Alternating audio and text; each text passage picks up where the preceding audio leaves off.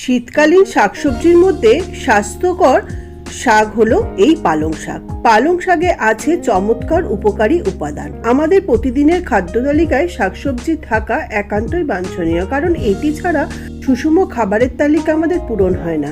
আর পুষ্টিগুণ সম্পন্ন এই পালং শাক নিয়মিত খেলে আপনাদের কোনোদিনও আফসোস করতে হবে না। আর এই পালং শাকটা আজকে আমি কোনো রকমের সবজি ছাড়া শুধুমাত্র বড়ি হিং দিয়ে কিভাবে ভাজা করছি সেটাই আজকে আপনাদের সঙ্গে শেয়ার করছি।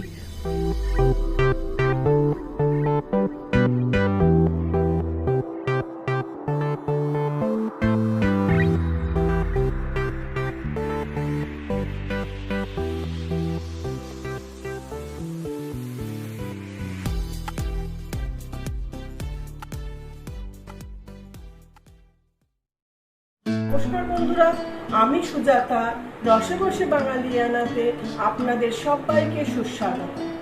আমার আজকের রেসিপি মায়ের হাতের রান্না বড়ি হিং দিয়ে পালং শাক ভাজা। ভিডিওটি ভালো লাগলে চ্যানেলটিকে সাবস্ক্রাইব করতে ভুলবেন না, কারণ আপনাদের সাবস্ক্রিপশনই আমাকে নতুন ভিডিও বানাতে মোটিভেট করবে।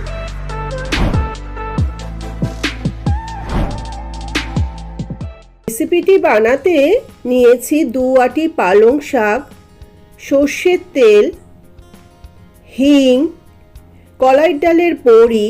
মশলার মধ্যে নিয়েছি 1/4 চামচ কালো জিরে, 5 থেকে 6টা কাঁচা লঙ্কা, স্বাদ অনুযায়ী লবণ, 1/4 চামচ হলুদ গুঁড়ো, 1/4 চামচ চিনি।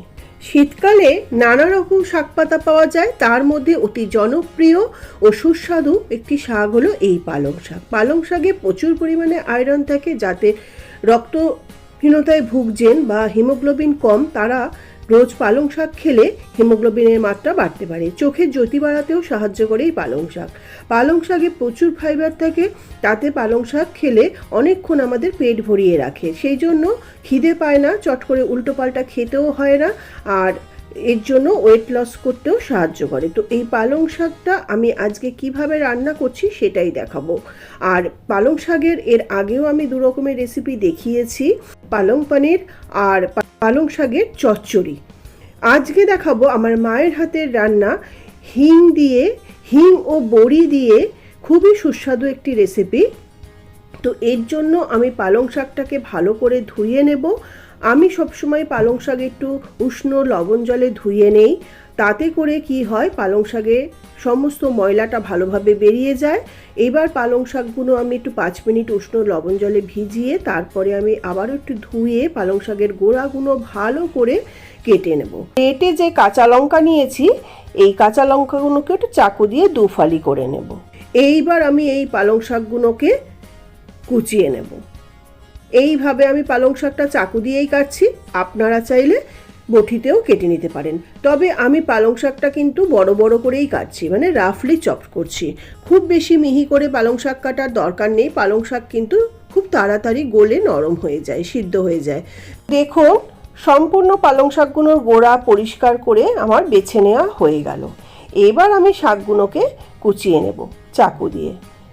আর পালং শাকটা আমি বেশ বড় বড় করেই কাটছি, মানে রাফলি চপ করছি। তো দেখুন, আমি এইভাবে মোটামুটি একটু চপ করে নিচ্ছি, তবুও যতটা ছোট ছোট করে পারছি কেটে নিচ্ছি। তো আমার 2 আটি পালং শাকে এতটা পালং শাক হয়েছে। পালং শাকটা আমি এবার ঝুড়িতে তুলে নিচ্ছি। আর দেখুন, এতটুকুই করেছি। এইবার আমি গ্যাসটা অন করে কড়াই বসিয়ে দিয়েছি। কড়াইটা গরম হয়ে গেলে কড়াইতে দিয়ে দিচ্ছি 2 টেবিল চামচ তেল। যদিও পালং শাক বা যে কোনো শাক রান্না করতে খুব তেলের দরকার হয় না, কিন্তু এখানে যেহেতু আমি বড়িটা ভাজা করব, 2 চামচ তেলটা নিয়েছি। তেলটা ভালোভাবে গরম হয়ে গেলে আমি তেলের মধ্যে দিয়ে দিচ্ছি যে বড়িটা নিয়েছি, সেই বড়ির প্যাকেট থেকে 25-30টা বড়ি আমি এখানে নিয়েছি। কলাইয়ের ডালের বড়ি সাধারণত একটু বড় সাইজের হয়, কিন্তু এই বড়িগুলো একটু ছোট সাইজের। তো আমি বড়িগুলোকে তেলের মধ্যে দিয়ে ভেজে নিচ্ছি। আর এই বড়িটা কিন্তু হিং দেওয়াও নেই আর মশলাও দেওয়া নেই, একদম প্লেন কলার ডালের বড়ি। বড়িটাকে ভাজার সময় গ্যাসের ফ্লেমটা অবশ্যই লো টু মিডিয়ামে রাখতে হবে, না হলে বড়িটা ওপরে তাড়াতাড়ি লাল হয়ে যাবে, ভেতরে কাঁচা থাকবে। তো লো টু মিডিয়াম ফ্লেমে রেখে বড়িগুলো দেখুন খুব সুন্দর লাল লাল করে আমি ভেজে নিলাম। বড়িগুলো আমার ভাজা হয়ে গেছে।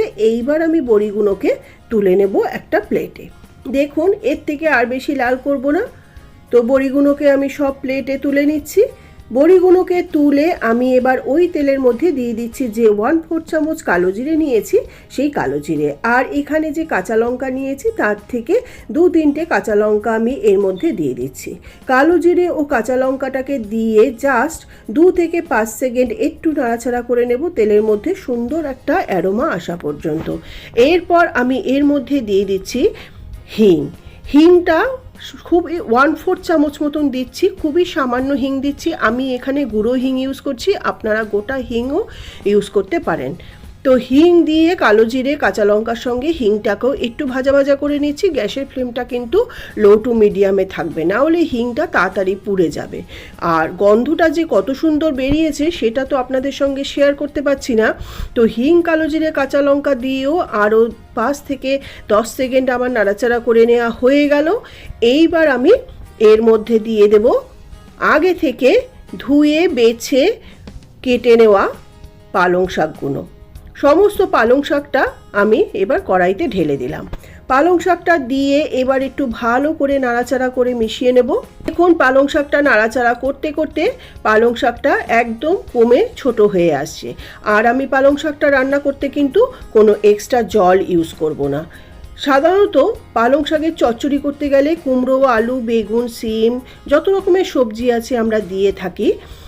কিন্তু এইভাবে পালং শাক আমার মাকে দেখতাম ঝটপট বানিয়ে নিত উইদিন 10 মিনিটসের মধ্যে। আর এই পালং শাকটা খেতে যে কি অসাধারণ হয় সেটা বলে বোঝাতে পারবো না। এরপর আমি পালং শাকের মধ্যে দিয়ে দিচ্ছি যে বাকি কাঁচা লঙ্কা রয়েছে, সেই কাঁচা লঙ্কা দিচ্ছি। স্বাদ অনুযায়ী লবণ। লবণটা শাকে কিন্তু অবশ্যই বুঝে দেবেন, কেন শাক মজে গেলে কমে আসে। দিয়ে দিলাম হলুদ গুঁড়ো। কাঁচা লঙ্কা, লবণ ও হলুদ গুঁড়ো দিয়ে এবার আবার শাকের সঙ্গে ভালো করে মিশিয়ে নেব। আর চিনিটা আমি পরে ইউজ করব। এখন আমি ভালো করে আবার নাড়াচাড়া করছি। শাকটা অনেকটাই মজে গিয়ে জল বেরিয়ে গেছে আর শাকটা কমেও গেছে। এইবার আমি এই শাকটাকে ভালোভাবে সিদ্ধ হয়ে রান্না করার জন্য 10 মিনিটের জন্য লো টু মিডিয়াম ফ্লেমে ঢাকা দিয়ে রান্না হতে দেব। ঠিক 10 মিনিট হয়ে গেল। ঢাকাটা খুলে আমি দেখছি যে শাকটা কীরকম মজে বা নরম হয়ে রান্নাটা হলো। দেখুন পালং শাকে তো প্রচুর জল থাকে, অনেক জল বেরিয়েছিল, জলটা অনেকটাই টেনে গেছে আর শাকটাও কমে একদম অল্প হয়ে গেছে। আর এখনও যেটুকু বাকি জল আছে এইটাকে আমি ঢাকনাটা খুলেই বাকি জলটা টানিয়ে নেব। এই সামান্য যে জলটা আছে আমি একটু স্প্যাটুলাটা দিয়ে একটু চাপে চেপে দিলাম। এইবার আমি এর মধ্যে দিয়ে দিচ্ছি আগে থেকে ভেজে রাখা বড়ি। আমরা সাধারণত কলাই ডালের বড়ি একটু বড় সাইজেই দেখি, কিন্তু এই বড়িটা একটু ছোট সাইজেরই দেখলাম। আপনারা বড় সাইজের বড়ি হলে একটু ভেঙে দেবেন। এখানে আমি যেহেতু ছোট সাইজের বড়ি নিয়েছি তো বড়িগুলোকে আর ভাঙছি না। বড়িগুলোকে এবার শাকের সঙ্গে একটু আবারও 2 মিনিট নাড়াচাড়া করে ভাজা ভাজা করে নেব। ততক্ষণে বড়িতে জলটা টেনে শাকের জলটা টেনে যাবে। এই সময় আমি দিয়ে দিচ্ছি যে চিনিটা নিয়েছি, সেই 1/4 চামচ চিনি। চিনিটা দেওয়ার সময় সবসময় বলি অপশনাল, এবারও বলছি অপশনাল, চাইলে দেবেন না হলে স্কিপ করবেন। তবে চিনিটা এতটাই কম যে না বললে বোঝা যাবে না যে এর মধ্যে চিনি দেওয়া আছে, তবে শাকের স্বাদটা কিন্তু খুব ভালো হবে। আর নুন মিষ্টির ব্যালেন্সটা হলে শাকটা খেতে কিন্তু দারুণ লাগে। চিনিটা দিয়েও আবারও একটু নাড়াচাড়া করে নিচ্ছি। আর বাকি জলটা বড়িতে টেনে বড়িগুলো বেশ সুন্দর নরম হয়ে গেছে। তো দেখুন এইভাবে নাড়াচাড়া করতে করতে 2-3 মিনিট শাকটার জলটা সম্পূর্ণ শুকিয়ে যাবে। শাকটার জলটা যখন সম্পূর্ণ শুকিয়ে যাবে তখন আমি শাকটা নামিয়ে গরম গরম সাদা ভাতের সঙ্গে প্রথম পাতে পরিবেশন করে দেব হিং, কালো জিরে, কাঁচা লঙ্কা ফোড়ন দিয়ে পালং শাক ভাজা। এই পালং শাক ভাজাটা যদি কেউ না বানিয়ে থাকেন অবশ্যই আপনাদেরকে রিকোয়েস্ট করছি একবার এইভাবে বানিয়ে খাওয়ার। আমার মায়ের হাতের রান্না দারুণ খেতে হয় এই পালং শাক ভাজাটা। রেসিপিটি আপনাদের ভালো লাগলে ভিডিওটি লাইক করবেন, বন্ধুদের সঙ্গে শেয়ার করবেন ও চ্যানেলটিকে সাবস্ক্রাইব করে বেল আইকন পাবেন।